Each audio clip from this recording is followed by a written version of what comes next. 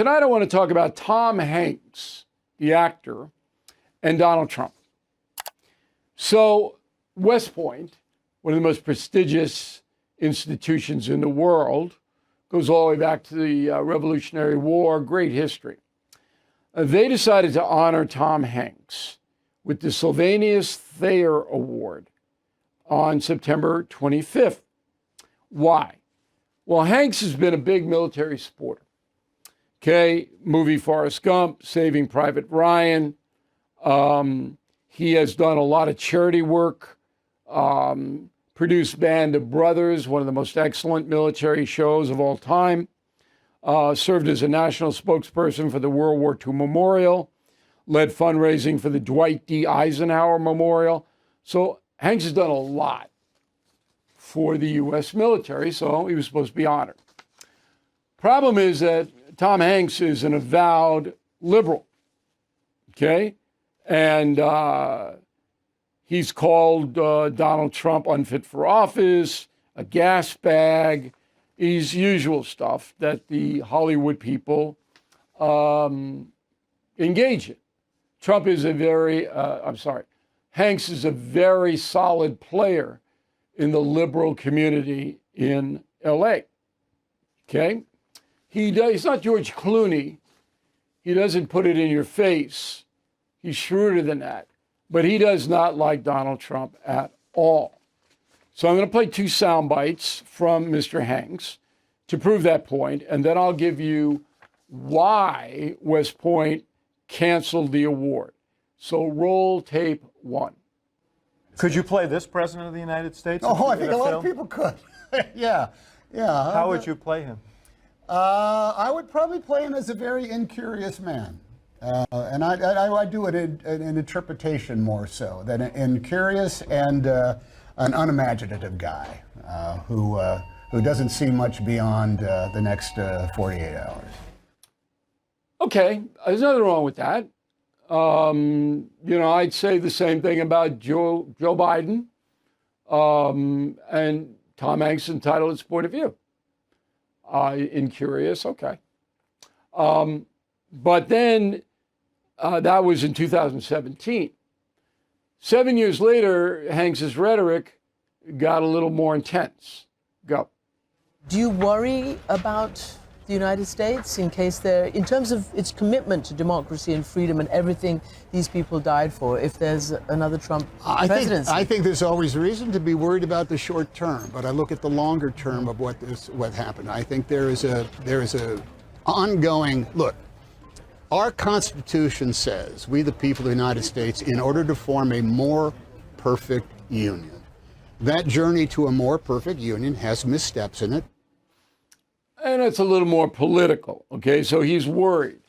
Amanpour hates Trump. That was the interviewer there. But again, he's kind of dancing, Hanks. But Trump knows.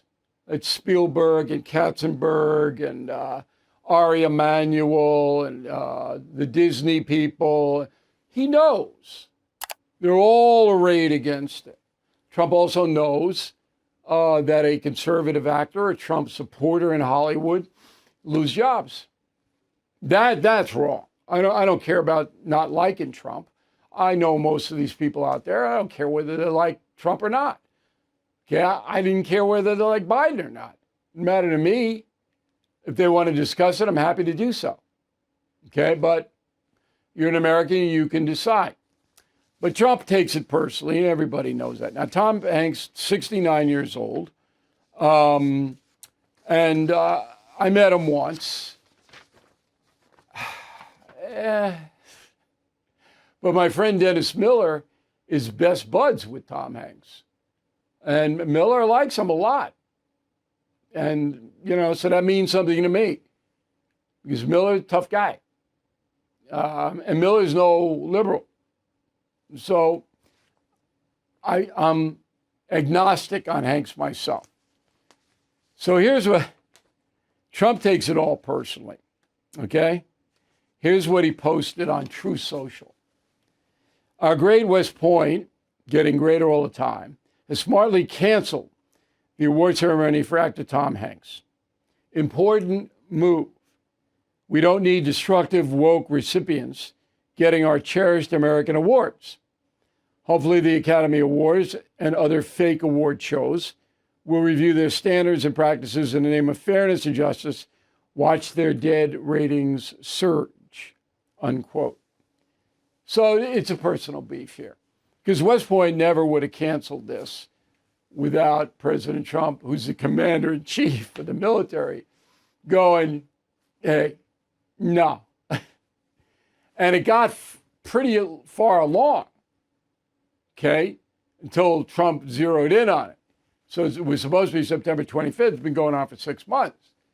And you know, Hanks is very pleased to get the award. But now he's not getting it.